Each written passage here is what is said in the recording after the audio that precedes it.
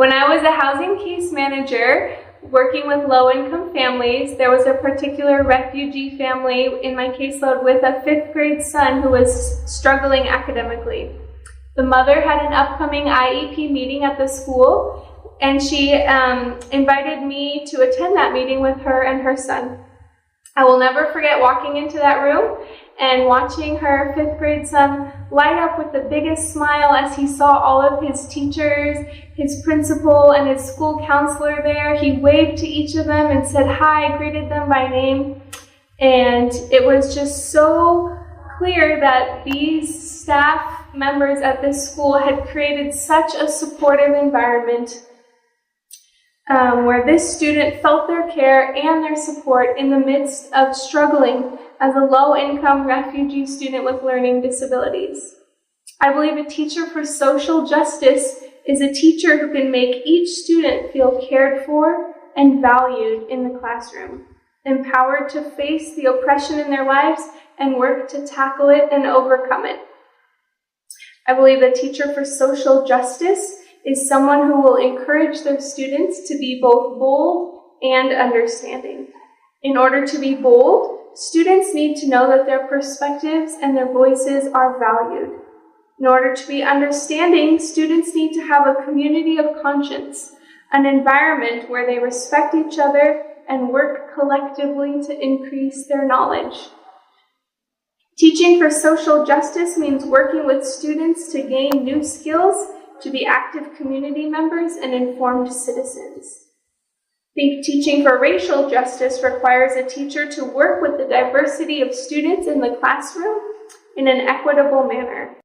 A teacher for racial justice will create ways for students to see themselves represented in the things that they learn. For example, having a guest speaker in class that represents students, using materials with a diverse set of authors' voices, taking field trips out into the community to learn from others.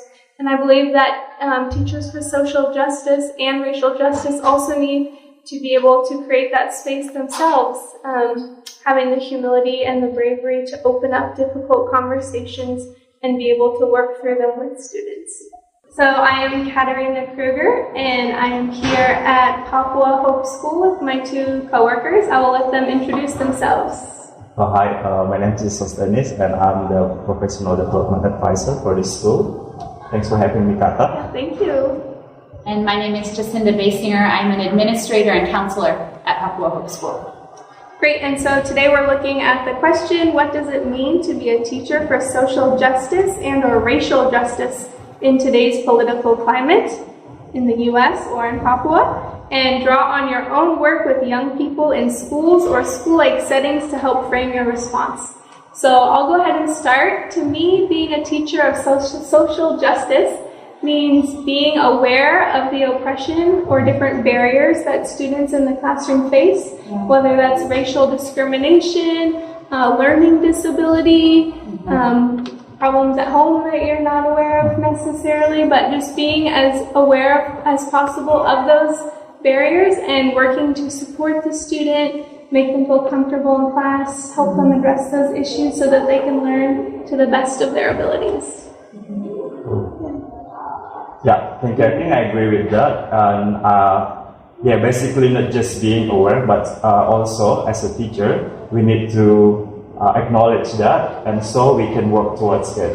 So as a teacher myself, sometimes I find it can be challenging to work with students with diverse background in terms of probably, as you have mentioned before, like their learning abilities, or also could be their family backgrounds based on their socioeconomic status, or also the educational background of the parents who can support their children at school. So that can be challenging because somehow these are all affecting factors to their success at school. And as teachers, as a teacher, I may tend to work more easily with students who are easy to work with. But somehow, as a teacher who are aware of this issue of social justice, I have to be intentional in a way that I have to be intentionally working towards providing equal opportunities for all my students. So that's a challenge for me, and I have to be aware of that. I have to support my kids, regardless their backgrounds, their differences, and stuff like that. Yeah. I think one of the things that helps empower our students is to give them opportunities to dialogue about these things too. So the types of assignments that we give in class or bringing in political conversations, realizing that those topics are maybe inflammatory, difficult, or maybe are topics where our students have experienced oppression or inequality, to help them to be able to develop a voice that is productive in terms of engaging those topics and bringing other people on board. And part of that, I think, is also providing them with positive role models. So one of the things that we recently did at Papua Hope School was when we had presentations in our what do we call it? Our, not literature review, but research exhibition. Research exhibition. So for our 11th graders, we had them select books that were dealing with topics that they were interested in. So one of them was I Am Malala, right? So when I think of Yorania developing her voice for social justice, introducing her to the character, to the person of Malala is a very empowering thing, because she can see how someone who came from a remote context and had little opportunity was able to change the climate and culture for education for women in her area. So so I think positive role models is another piece of this puzzle. Yes, and here in Papua, as well as in the States, I was talking with Mr. Sos, we have great racial diversity with our students in our school. And I love the positive culture that we have at this school. At lunchtime, teachers eat with students, everyone's together, and teachers do get to be those role models during that time to kind of pull different students together. And I love the conversations that can happen around lunch, or just introducing a topic. When was a time that you felt brave? And people share that story. When was a time that you felt someone didn't listen and hear your voice? And being able to have those conversations with multiple students in a role model way. It's been really great. I think so too. And I think a few weeks ago we had someone come in and talk about their experience going to college in the United States. And the person who was speaking was Papuan and experienced some discrimination during her time at college. So actually with Kata, you and I had been talking before that conversation just about how do we prepare our kids. We speak to them about how intelligent they are and how much opportunity they have, and we believe in them, right? But what happens when they enter into an environment where they don't have that same positive reception and encouragement, so that they're prepared to know not everyone in the world will give them the opportunities that we hope to give them in our context. Not that that always happens, but that's what that can happen. That can happen, right? So then Nike, when she was speaking, was able to talk about how she responded, how she felt when someone... And how she presented herself and as well. And how she presented herself, right? Exactly. Another thing that I read as well about the teacher for social justice as well, because as I mentioned before, that all these factors may affect the performance of the students in the school or in the classrooms. Also, this can affect their level of their learning pace and stuff like that. How they interact with each other and also with the teachers. And I read that in some cases, some teachers will be specialized to work with kids with specific characteristics, and to some extent this will affect their performance in a way that because in some system I know that some school will determine the success of a teacher based on the outcomes from the students, but somehow the income itself, like the input from the students, actually really matters. So we have to pay attention to the teacher as well, so not just the students, but also the challenge that the teachers may have. Because, for example, I work with different kids. For example, academically or cognitively, they're high-level students.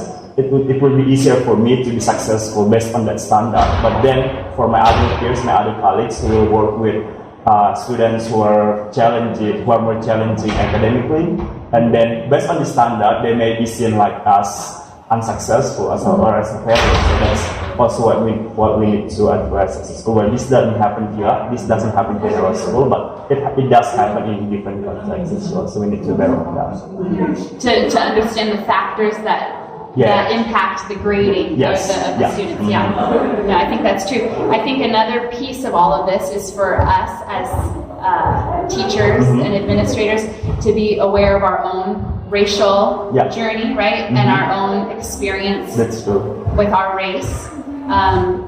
Because if we're not doing that work, then it's a lot harder for us to engage these topics.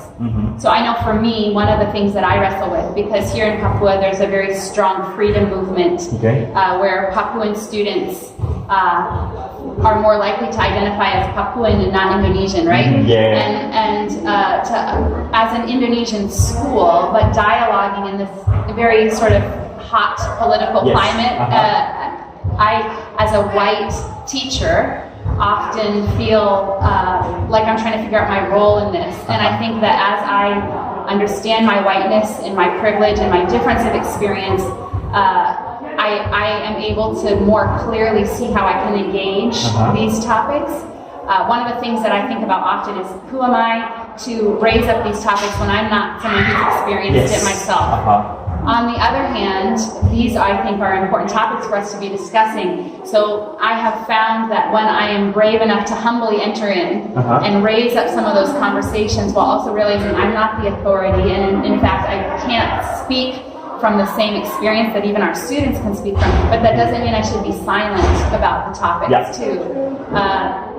And also to raise up voices of people who are of the same race, who have dialogued and wrestled with some of these topics, and giving them a platform to speak, I think too, can make our students more confident and wise in the dialogue. Actually, that reminds me of my own experience. I experienced that myself when one of our students, actually a few of our students came to me and then said to me, "Hey, Mr. Sos, you're Indonesian and we are Papua." And then I was wondering that time, because that was just like during my first years coming to Papua, and I said, "Yeah, that's true, you're Papuan, and well, I'm Indonesian, but well, my background, I'm Croatanese. That's my tribe. You're Papuan and Croatanese, but we're all Indonesians."